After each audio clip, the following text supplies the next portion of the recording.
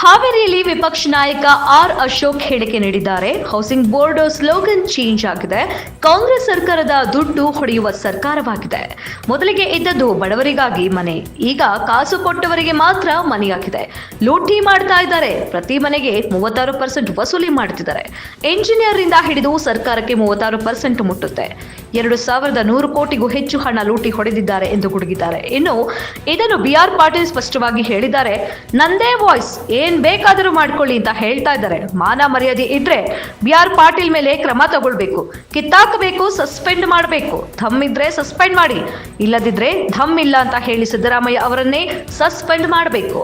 ಧಮ್ಮಿಲ್ಲ, ತಾಕತ್ತಿಲ್ಲ. ಎಷ್ಟು ದಿನ ನಿದ್ದೆ ಮಾಡೋ ರಾಮಯ್ಯ ಆಯ್ತು, ಈಗ ಮೂಕ ರಾಮಯ್ಯ ಆಗಿದ್ದಾರೆ. ಜಮೀರ್ ಅಹಮದ್ ಖಾತೆಯಲ್ಲಿ ಕೋಟ್ಯಾಂತರ ರೂಪಾಯಿ ಲೂಟಿ ಆಗ್ತಿದೆ ಅಂತ ಹೇಳಿದ್ರು ಕ್ರಮ ಇಲ್ಲ. ಈಗಿರುವ ಸಿದ್ದರಾಮಯ್ಯ ಲೂಟಿ ಮಾಡೋರಿಗೆ ಗಾಡ್ ಫಾದರ್, ಕಾಸ್ ಮಾಡೋರಿಗೆ ರಕ್ಷಣೆ ನೀಡ್ತಾ ಇದ್ದಾರೆ. ಇನ್ನು 6 ತಿಂಗಳಲ್ಲಿ ಸಿಎಂ ಸ್ಥಾನ ಬೇರೆಯವರಿಗೆ ಬಿಟ್ಟು ಕೊಡಬೇಕು, ಅದಕ್ಕೆ ಲೂಟಿ ಮಾಡೋರಿಗೆ ಅವಕಾಶ ನೀಡ್ತಿದ್ದಾರೆ. ಇಡೀ ಮೂಡ ಬಗೆದರೆ 3000 ಕೋಟಿ ಹಗರಣ ಆಗಿದೆ. ಬಿಹಾರ್ ಚುನಾವಣೆಗಾಗಿ ಹಣ ಸಂಗ್ರಹ ಮಾಡ್ತಿದ್ದಾರೆ. ಎಲ್ಲಾ ಮಂತ್ರಿಗಳಿಗೂ ಹಣ ಫಿಕ್ಸ್ ಆಗಿದೆ.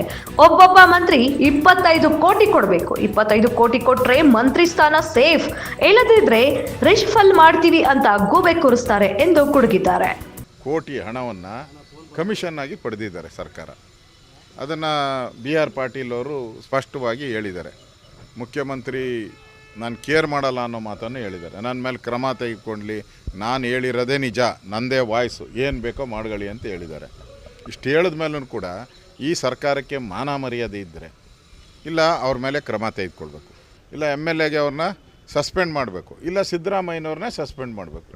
ದಮ್ಮಿಲ್ಲ ಅಂಥೇಳಿ, ದಮ್ಮಿದ್ದರೆ ಸಿದ್ದರಾಮಯ್ಯನಿಗೆ ಅವ್ರ ಮೇಲೆ ಕ್ರಮ ತೆಗೆದುಕೊಳ್ಬೇಕು. ಇಲ್ಲ ಅಂದರೆ ಸಿದ್ದರಾಮಯ್ಯನವ್ರಿಗೆ ದಮ್ಮಿಲ್ಲ, ಮುಖ್ಯಮಂತ್ರಿ ಆಗೋಕ್ಕೆ ತಾಕತ್ತಿಲ್ಲ, ಇಷ್ಟೆಲ್ಲ ಅವ್ಯವಹಾರ ಆಗಿ ಜಮೀರ್ ಅಹಮದ್ ಖಾತೆಯಲ್ಲಿ ಕೋಟ್ಯಾಂತರ ರೂಪಾಯಿ ಲೂಟಿ ಆಗ್ತೈತೆ ಅಂತ ಅವ್ರ ಶಾಸಕರೇ ಹೇಳಿದ ಮೇಲೇ ಮನೆಗೆ ಕಾಸು ಕೊಟ್ಟರೆ ಮನೆ, ಇಷ್ಟೆಲ್ಲ ಇದ್ದರೂ ಕೂಡ ಅವ್ರ ಮೇಲೆ ಏನು ಕ್ರಮ ಇಲ್ಲ.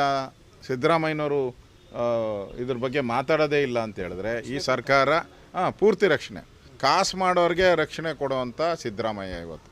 ಹಿಂದೆ ಇದ್ರಲ್ಲ ಸಿದ್ದರಾಮಯ್ಯ, ಆ ಸಿದ್ದರಾಮಯ್ಯ ಹೊರಟೋಯ್ತು.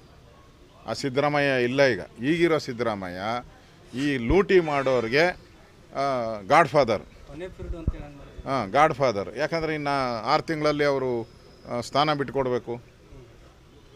ಬಿಟ್ಕೊಡೋಕ್ಕೆ ಮುಂಚೆ ಈ ಲೂಟಿ ಮಾಡೋರಿಗೆಲ್ಲ ಅವಕಾಶ, ತಾನೂ ಲೂಟಿ ಇವರು ಲೂಟಿ ಅಂಥ ವ್ಯವಸ್ಥೆಯನ್ನು ಇವತ್ತು ಕರ್ನಾಟಕದಲ್ಲಿ ನಾವು ನೋಡ್ತಾ ಇದ್ದೀರಿ.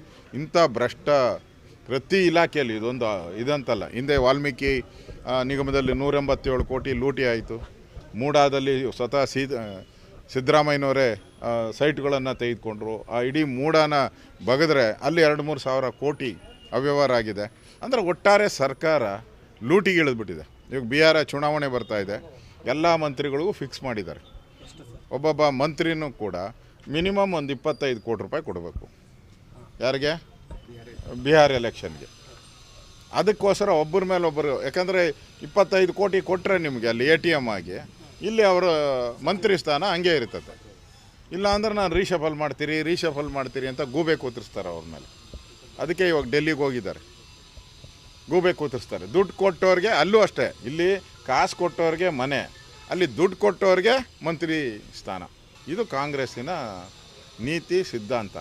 ಅದರಿಂದ ಬಡವರಿಗೆ ಅನ್ನ ಕೊಡುವಂಥ ಒಂದು ಕಾಯಕವನ್ನು ಈ ಗೃಹ ಇಲಾಖೆ ಹೌಸಿಂಗ್ ಬೋರ್ಡ್ ಮಾಡಬೇಕಾಯಿತು. ನೋಡಿ, ಡೀಟೇಲಾಗಿ ನಾನು ಹೇಳ್ತಾ ಇದ್ದೆ. ನೋಡಿ, ಮುಸ್ಲಿಮರಿಗೆ 15% ಈಗ ರಿಸರ್ವೇಷನ್ ಮಾಡಿದ್ದಾರೆ. 10 ಈಗ 15% ಮಾಡಿದ್ದಾರೆ. ಹಿಂದೂಗಳಿಗೆ 60% ಕಮಿಷನ್. ಈಗ ಯಾರ್ಯಾರು ಹಿಂದೂಗಳು ಮನೆ ತಗೊತಾರೋ ಅವ್ರಿಗೆ ಇದು ಬೇಡ. ವಸತಿ ಯೋಜನೆಗೆ ಮನೆ ಕಟ್ಟೋಕ್ಕೆ ಅರ್ಜಿ ಬೇಡ, ಮುಖ್ಯಮಂತ್ರಿಗಳ ಮರ್ಜಿ ಇದ್ದರೆ ಸಾಕು. ಮನಿ ಕೊಟ್ಟವರಿಗೆ ಮನೆ ಸ್ಲೋಗನ್, ಹೊಸ ಸ್ಲೋಗನ್, ಮನಿ ಕೊಟ್ಟವರಿಗೆ ಮನೆ. ಈಗ ಹೊಸ ಸ್ಲೋಗನ್ ಇವುದು.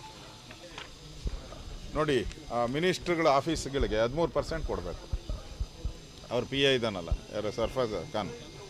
ಆಮೇಲೆ ಗೌರ್ಮೆಂಟ್ ಅಪ್ರೂವಲ್ಗೆ 3%, ಇಂಜಿನಿಯರ್ಗಳಿಗೆ 10%, ವರ್ಕ್ ಆರ್ಡ್ರಿಗೆ 2.5%, LOCಗೆ 8%, ಒಟ್ಟು 36.5% ಅವರು ದುಡ್ಡನ್ನು ಕೊಡಬೇಕಾಗಿದೆ. ಈಗ ಅದರ ವಿರುದ್ಧವಾದಂಥ ಒಂದು ಹೋರಾಟವನ್ನು ನಾವು ಇಡೀ ರಾಜ್ಯವ್ಯಾಪಿ ಮಾಡ್ತಾ ಇದ್ದೀರಿ. ಪ್ರತಿ ಜಿಲ್ಲೆಯಲ್ಲೂ ಕೂಡ ಯಾರು ವಂಚಿತರಾಗಿದ್ದಾರೆ, ಈ ಮನೆ ಕಾಸು ಕೊಟ್ಟವ್ರಿಗೆ ಮನೆ ಕೊಟ್ಟಿದ್ದಾರೆ, ಕಾಸು ಇಲ್ದವ್ರಿಗಿಲ್ಲ, ಅವ್ರನ್ನೆಲ್ಲ ಒಂದು ಸಂಘಟನೆ ಮಾಡಿ ಎಲ್ಲ ಜಿಲ್ಲೆಗಳಲ್ಲೂ ನಾವು ಹೋರಾಟವನ್ನು ಮಾಡ್ತೀರಿ.